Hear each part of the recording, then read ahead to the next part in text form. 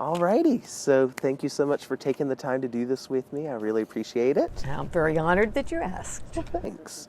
So, UNC has not been the only place that you've called home through the years. So can you talk about what your early career was like? What are some of your proudest accomplishments from it?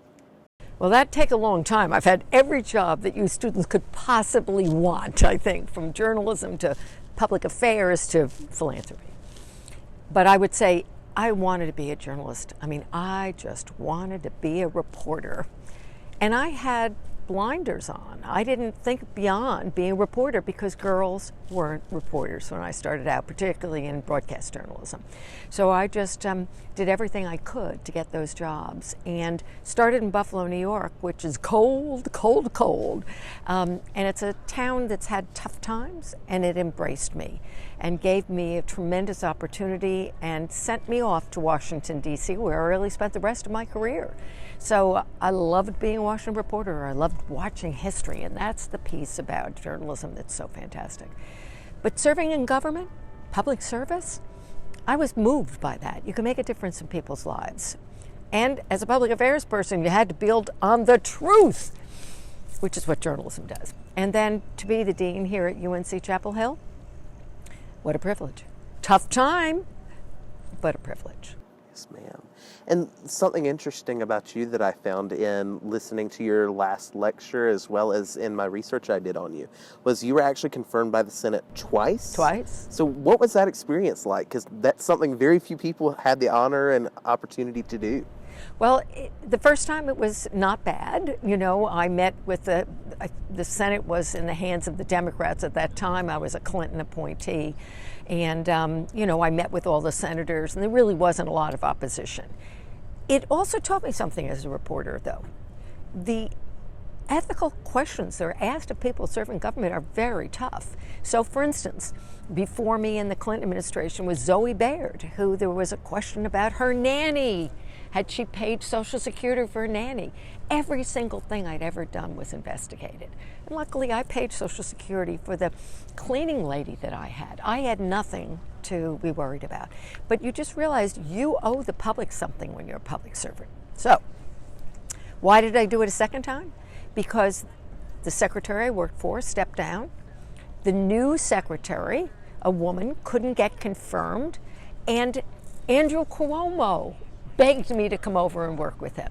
Andrew Cuomo, governor of New York, now a has-been politician. And I went over for a while.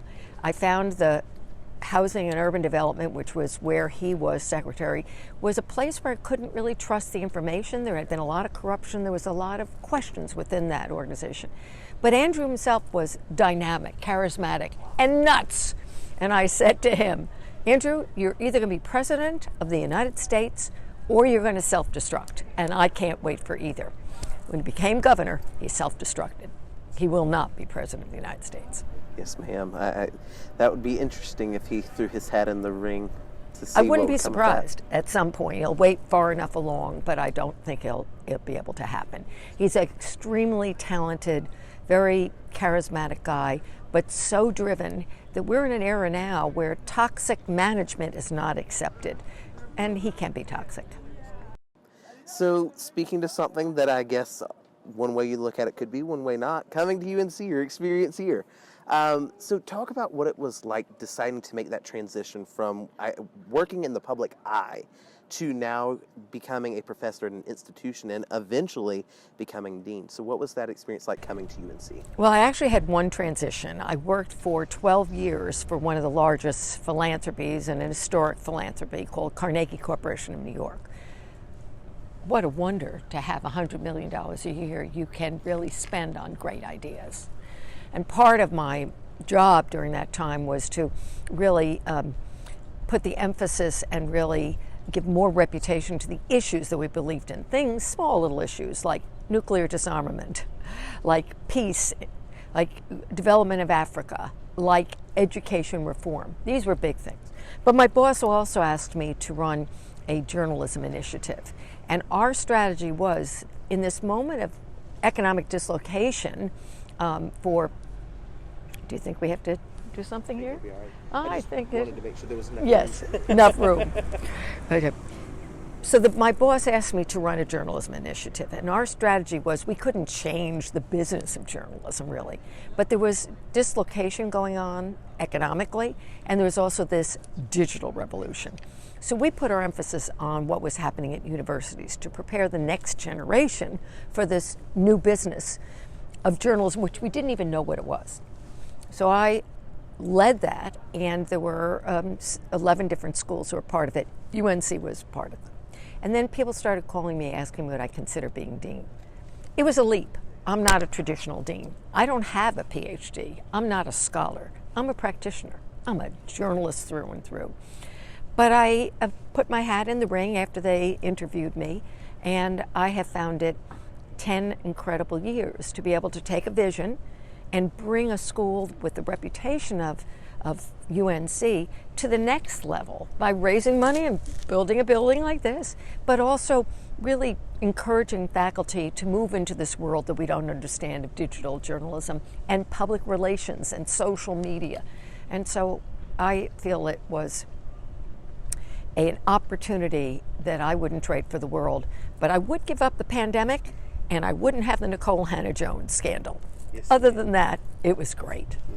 So you played as dean a large role in getting the Hussman funding for UNC. Can you talk about what that was like and maybe some of the struggles that you might have faced in that? Well, my goal when I came here was to name the school. Why? Because our great peers had names: Newhouse in Syracuse, Annenberg in San Francisco, Northwestern, the Medill School. This school deserved a name. And I felt that the state was cutting back on the financial commitment, that I needed to find new resources. It was threadbare when I came here. I had no idea we would have had as tight budgets as we did. Faculty needed raises. We needed more equipment. We did not have up-to-date technical equipment. So I began to meet with people and dream dreams. Nothing would stop me. And Walter Hussman is one of the most successful local news individuals in the country. He has kept local news alive in Little Rock, Arkansas. He is our alum. And that sent an important signal, I thought, if he would be interested in supporting us. And so I began to meet with him early on. I did not know he had the financial resources to name the school. And when I found out, we began talking turkey. And he cared about building trust in journalism. So do I.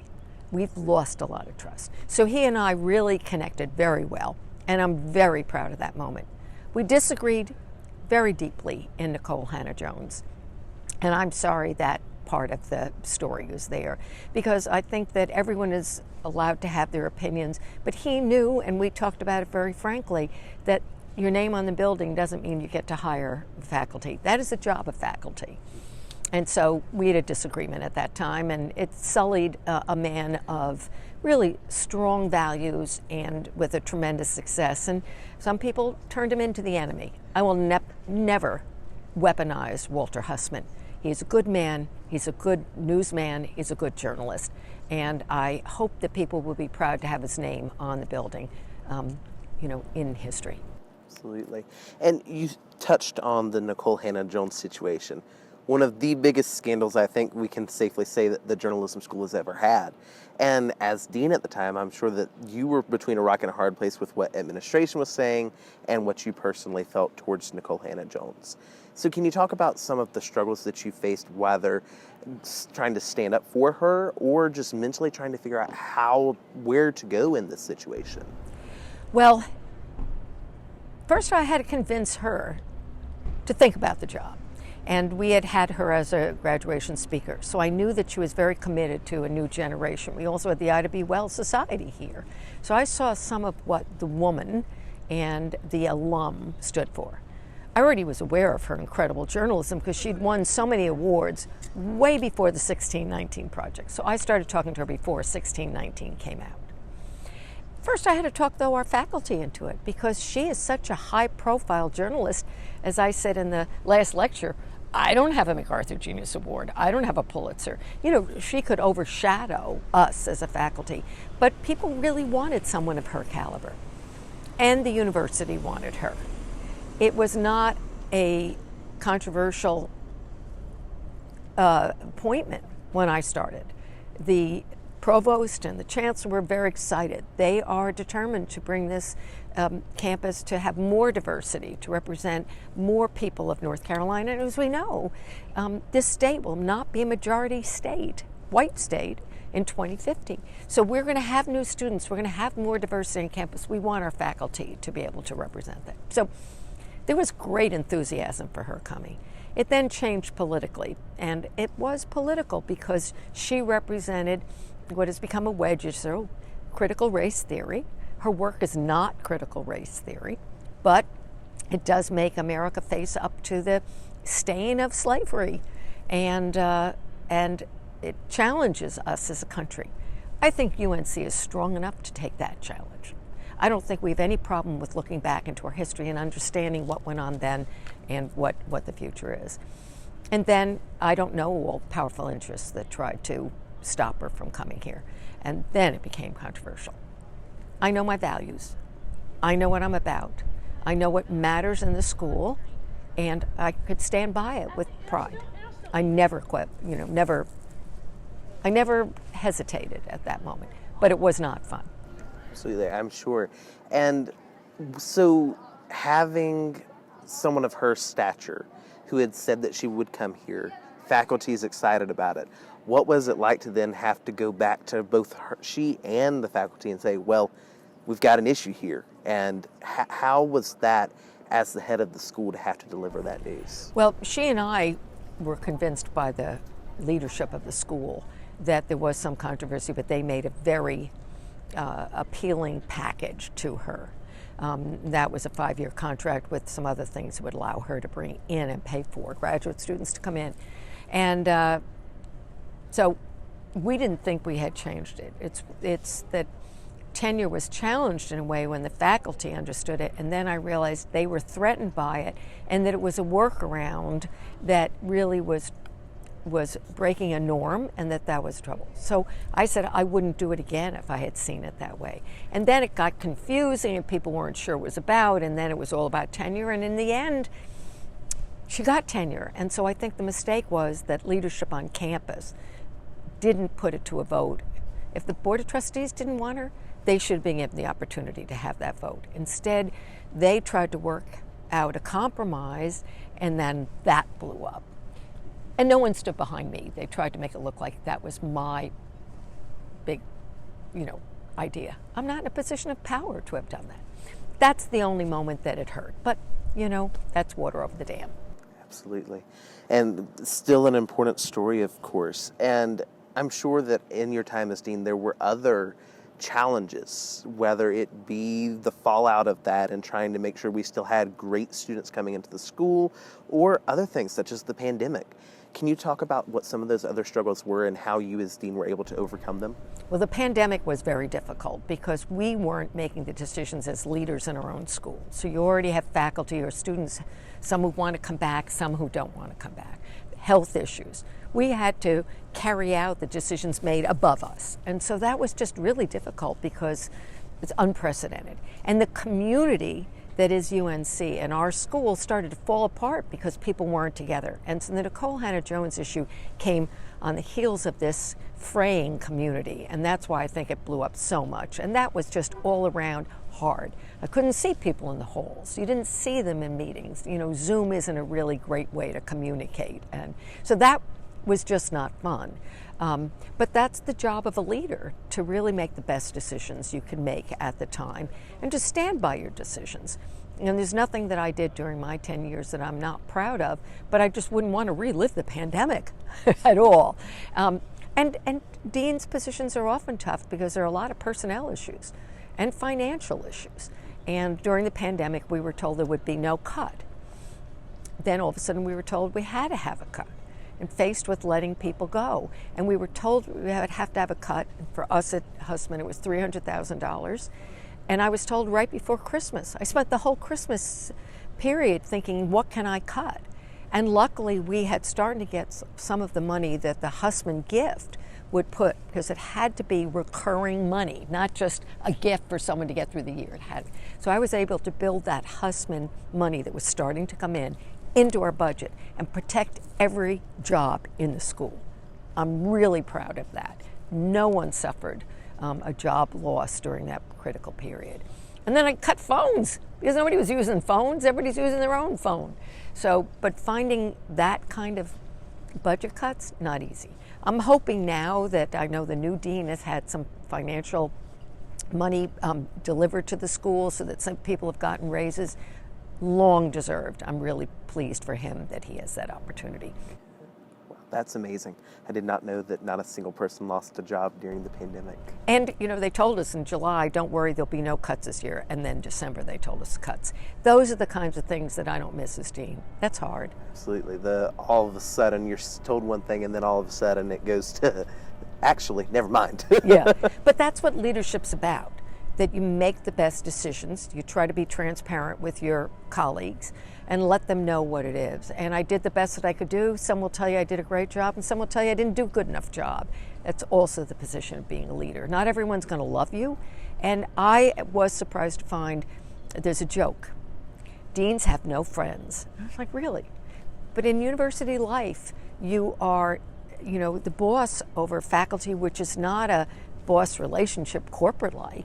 Faculty have shared governance, so they are very much in control. And then you sort of know the other deans on campus, but you are pretty much out there alone. And as a broadcaster, where it's all about teams, I miss that teamwork. So now, on the flip side of that, I'm sure that there are some times that you absolutely loved as dean. So can you reflect on some of your favorite memories at UNC? Being with students is always the best part. So I will say a couple of things. One, I'm the head of the steering committee for the Hearst Awards. Last summer, we had 9 students at the Hearst Awards. Nobody has had more than 6, and that was us. We beat our own record. To see that kind of powerful, professional accomplishment, I love it. And I love being with the students because that's the whole point of a university. I can see great growth in students. One young man was in the class I always taught, except during the pandemic, and we had a 300-person class. And one young man had come back as an adult. He was a hairdresser and wanted to get his college degree. And he was mature, and you know, this was all new to him, knew what he wanted. I was still dean when he graduated, and to see him, you know, in that blue robe, and now at a PR agency, building the world he wanted, that's just fabulous. Naming the Hussman School and having alums come back, and my 2 former deans, the 2 people ahead of me, which I had invited back, to see that moment for the school, fabulous. To get this gift for the Curtis Media Center, to be on the stage with not only Don Curtis, but his wife Barbara Curtis, who died a couple of months later, that was fabulous moments. There are many. But the university has changed since I've been here. And that's why I never planned on staying more than 10 years. In a business that changes as fast as ours, I feel like you need new energy, new ideas. This is not my school. This is your school, alum school, and the student school. And we need to keep it fresh, dynamic, and forward-thinking. Wow, that's amazing. So I guess that can kind of transition us to the million-dollar question. Why now? What has led you to the decision to step back and say goodbye to UNC? Yeah. Well, during the pandemic, my daughter and my granddaughter had to move back to New Jersey, which was our home. I moved here from New Jersey, and we bought a house where my husband grew up on the ocean in New Jersey. And I hope to be able to do both, to be a great grandma, they call me Mimi, to be a good wife. I've been married more than 50 years, and to really be challenging to students. And I have loved teaching this semester and really want to do it one more time. But the airplanes are a mess. The flights are not working. I couldn't figure out how to do a schedule that would really serve the students here and be able to be a good wife and mom. And so it just felt like it's time. And I've had an incredible career, but it's also, I want to make sure that I have time to laugh and time to write and time to live, and I'll probably teach up in New Jersey. But I have loved every moment of it. But you got to know, that old Kenny Rogers song. You got to know when to fold them and when to hold them, and it's time to fold them. So, what would you say you will miss the most about your time here at UNC? Well, it's a different university and a different state now than I was recruited.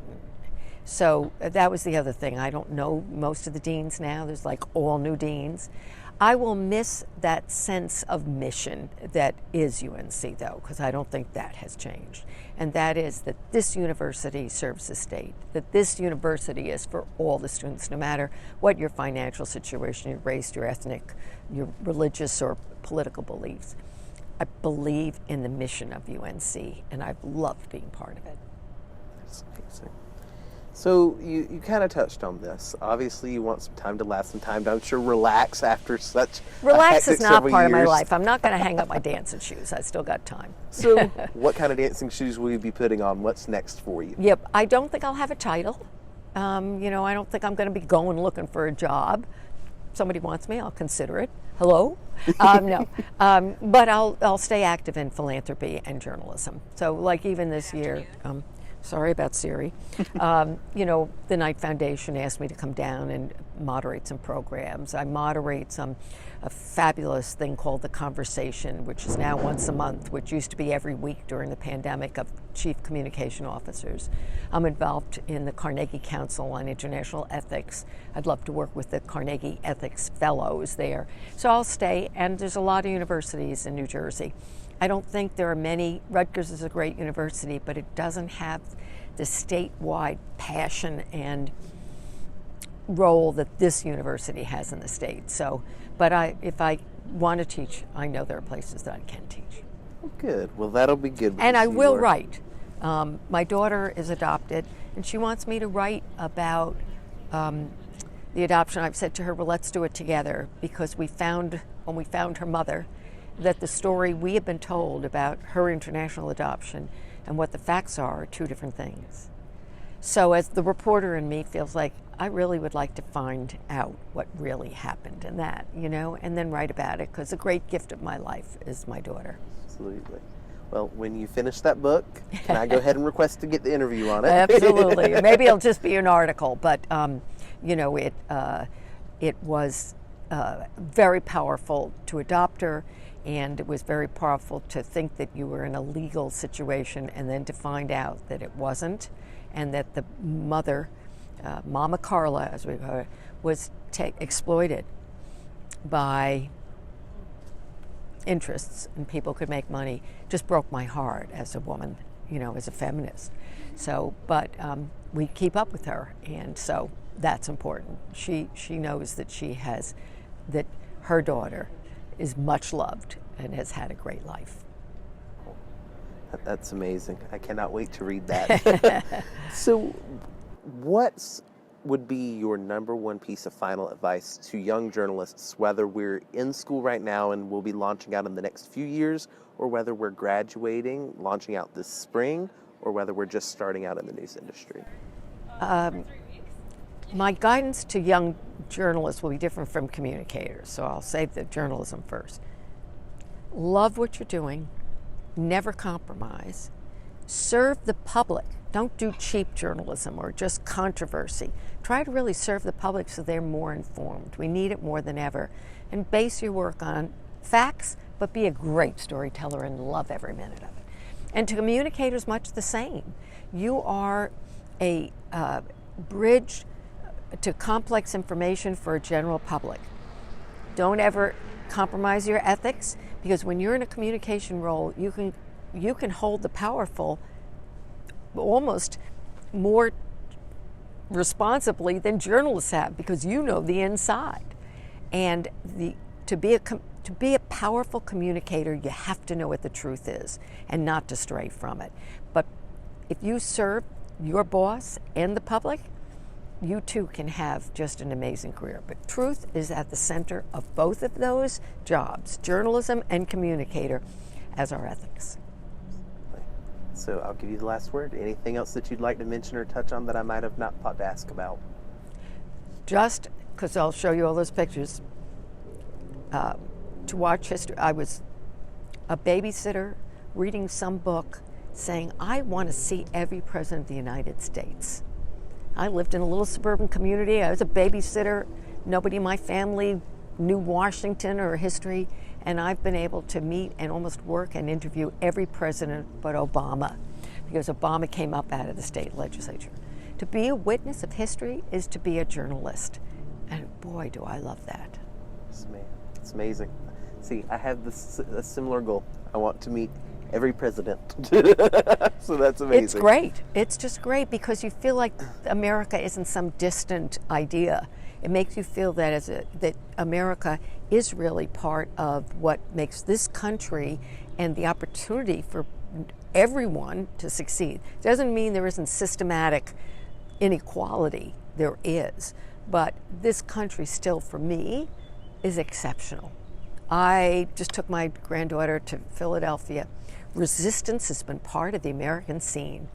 Compromise has been part of the American scene. And we have moved ahead since those days when the Founding Fathers did a darn good job, but not good enough. They didn't give me the right to vote. So keep pushing, resisting, and making America better, and really living up to its ideal.